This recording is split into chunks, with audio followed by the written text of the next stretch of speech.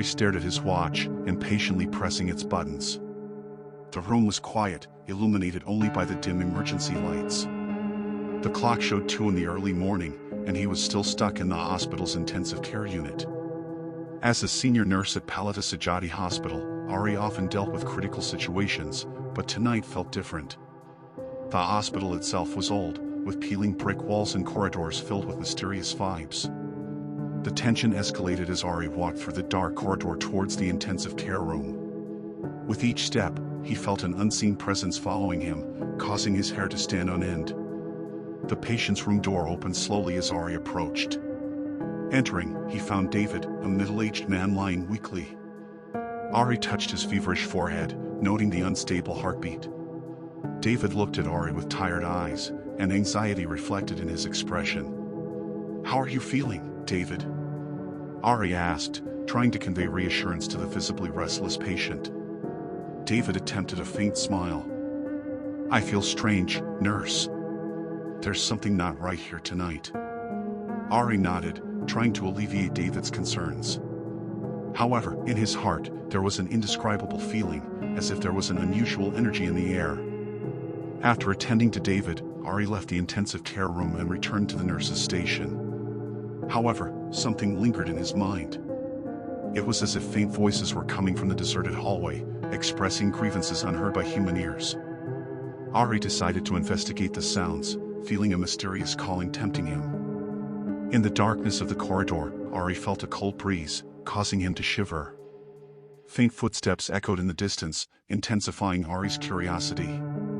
He followed the sound, traversing deserted hallways with shadows creeping on the walls. The further he walked, the louder the footsteps became.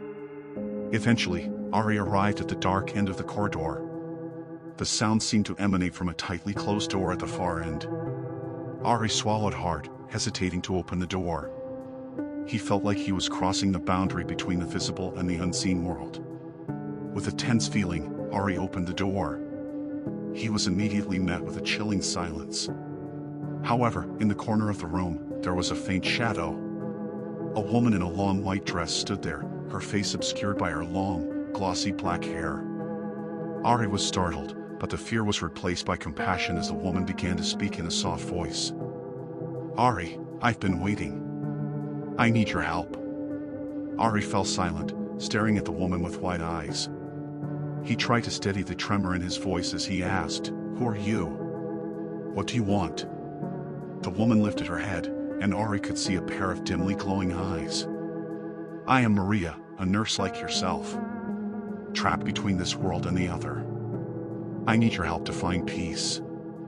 Ari felt a shiver down his spine. Was he talking to a spirit from the hospital's past? Curiosity and a sense of responsibility towards a fellow nurse led him to agree to help Maria find peace. Maria guided Ari through the hidden corridors within the hospital.